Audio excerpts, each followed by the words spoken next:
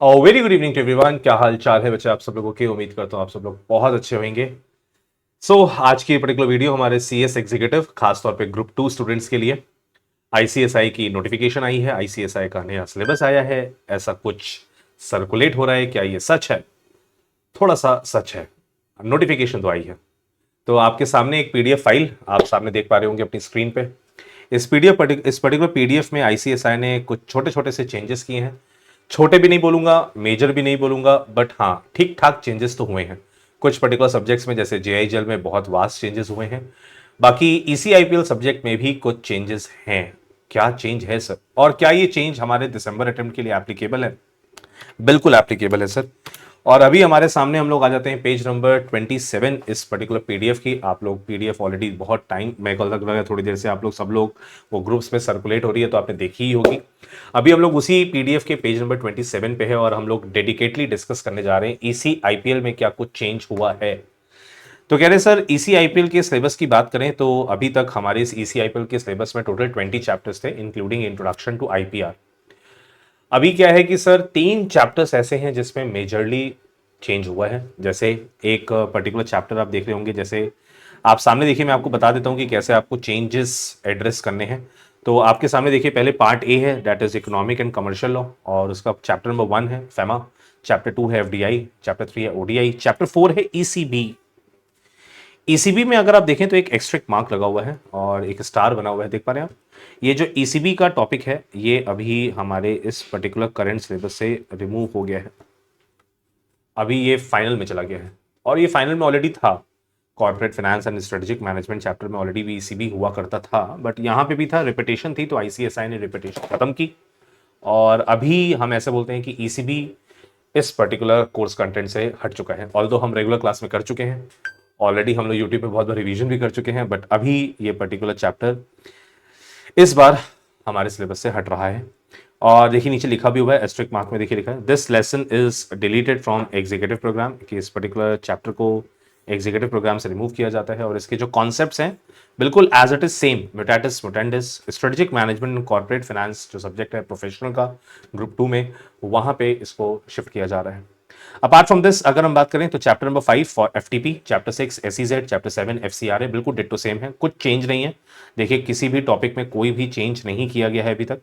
फिर apart from this नीचे आते हैं chapter number 8 prevention of money laundering. Money laundering की बात करें तो ये पहले भी था, अभी भी है, लेकिन सर यहां पे हमारे पास एक चैप्टर आ रहा है, chapter number 9, which is law relating to fugitive economic offender, FEO act. Again chapter number 9 यहां से रिमूव कर दिया गया है। रिमूव कर दिया गया है सर, मतलब पूरी तरीके से हमारे सिलेबस से ही हट गया है? तो कहते नहीं, रुक जाओ। और साथ में chapter number 10 that was law relating to benami transaction and prohibition, chapter number 10, इसकी अगर हम बात करें तो देखो यहाँ पे हैश मार्क लगा हुआ है। कहते हैं सर इसके लिए नीचे आते हैं और देखिए क्या लिखा हुआ है। कह रहे हैं पहले हम बात करें एफईओ की, तो इसको तो हम लोगों ने एग्जीक्यूटिव प्रोग्राम से पूरी तरीके से हटा दिया है। कह रहे हैं a brief on law relating to FEO are being reallocated in chapter number 8 of the same paper, यानी ईसीआईपीएल में जो चैप्टर 8 है, चैप्टर 8 है हमारा मनी लॉन्ड्रिंग, उसमें कुछ कंटेंट इसका डाला गया है। और बाकी अगर हम बात करें तो कुछ टॉपिक्स ऐसे हैं जो एफईओ के कवर होने वाले हैं हमारे ईएसजी सब्जेक्ट में, तो वो तो ऑलरेडी मैं ही डील करता हूं, तो आपने एफईओ यहां पढ़ा या ईएसजी में पढ़ा, बात एक ही है। फिर लेकिन अभी ये कुल मिला के पक्का है कि एग्जीक्यूटिव प्रोग्राम से एफईओ का डेडिकेटेड चैप्टर तो हटा दिया गया है, बट उसका कुछ provision prevention of money laundering में जरूर एड ऑन किया जाएगा। फिर लिखा अगर मैं बात करूं बेनामी चैप्टर की, तो हम लोगों ने बोला again this lesson is deleted from executive programme, लेकिन फिर भी कुछ प्रोविजंस हैं बेनामी ट्रांजेक्शंस के जिनको अगेन रीलोकेट कर दिया गया है चैप्टर 8 में, यानी प्रिवेंशन ऑफ मनी लॉन्ड्रिंग में। और कुछ टॉपिक्स ऐसे हैं बेनामी के जो डाल दिए गए हैं ईएसजी में। बट अभी तक ईएसजी के सब्जेक्ट की अगर मैं बात करूं तो उसमें एज सच कोई ऐसा चेंज नहीं है, तो हम ऐसे बोलेंगे कि ईएसजी के मॉड्यूल में क्या चेंज है अभी उसके बारे में कुछ भी यहाँ पे नहीं बताया गया है। बट अभी मैंने आपको ये जरूर बता दिया है कि ईसीआईपीएल का कंटेंट क्या चेंज होने जा रहा है। तो ईसीआईपीएल के कंटेंट के रिगार्डिंग इसके अलावा किसी क्या कोई चेंजेस हैं, तो हम लोगों ने बोला देखिए चैप्टर नंबर 11 कॉम्पिटिशन है, ये अभी एज इट इज ऐसे ही है। चैप्टर 12 कंज्यूमर प्रोटेक्शन अभी ऐसे ही है, लीगल मेट्रोलॉजी अभी ऐसे ही है, रेरा भी अभी ऐसे ही है, पेटेंट ट्रेडमार्क कॉपीराइट ये सारे सारे लॉज ऐसे ही हैं। लेकिन इसके साथ साथ मैं आपको एक चीज और बता दूं, आईसीएसआई की सप्लीमेंट्री रिलीज हो चुकी है।